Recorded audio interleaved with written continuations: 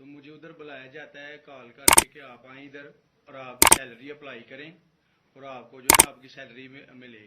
میں ادھر گیا ہوں اور مجھے ادھر صبح 11 بجے سے لے کے تقریباً 3 ساڑھے 3 بجے تک بٹھایا جاتا ہے. آپ بیٹھو کرتے ہیں تقریباً ادھر 4 بجے کے قریب 7-8 پولیس والے آتے ہیں. وہ ادھر سے مجھے پہلے ہاتھ کڑی لگاتے ہیں, بعد میں میرے آنکھوں پہ اوپر شرٹ باندھتے ہیں اور اوپر چولا ڈال لیتے ہیں کہ جیسے میں کوئی دہشت گرد ہوں. ٹھیک ہے.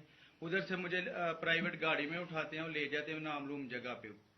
ادھر جا کے میرے اوپر مارک چڑھا ہوتا ہے, آنکھیں باندھی ہوتی ہیں, تقریباً 7-8 بندے ہوتے ہیں وہ جو مجھے جاتے فرش پہ لٹا دیتے ہیں اور مارنا شروع کر دیتے ہیں کہ تم نے عثمان ڈار نے تم سے کتنے پیسے لیے نوکری دلوانے کے لیے.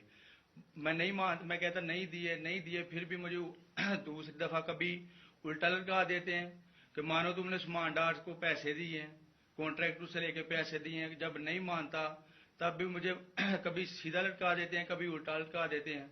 اور بعد میں جب میرے مثلاً کہ کبھی اینٹ ادھر سے اینٹ اٹھاتے ہیں, اسے دھاگے سے میرے نازک حصوں میں باندھ دیتے ہیں کہ مانو تم کانٹریکٹ سے پیسے لے کے عثمان ڈار کو دیتے ہو.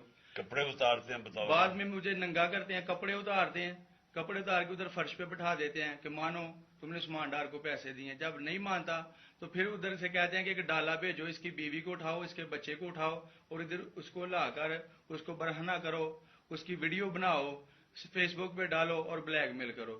تب ادھر سے جا کے جب میری فیملی آئی تب میں ادھر سے ٹوٹا, ان کے آگے رویا کہ اب آپ بتائیں کہ میں نے کیا کرنا ہے. اس نے کہا کہ آپ 164 کے بیان دیں اور یہ کمنٹ میرے کہہ رہے ہیں کہ آپ نے یہ پیسے ٹھیکیداروں سے لے کے عثمان ڈار کو دی.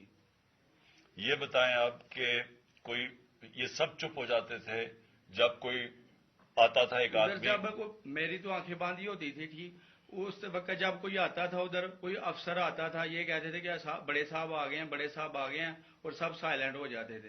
جب وہ آتا تھا سب سائلنٹ تھا, اب ٹھیک ہے لگے رہو, کرتے جاؤ, لگے رہو. یہ بات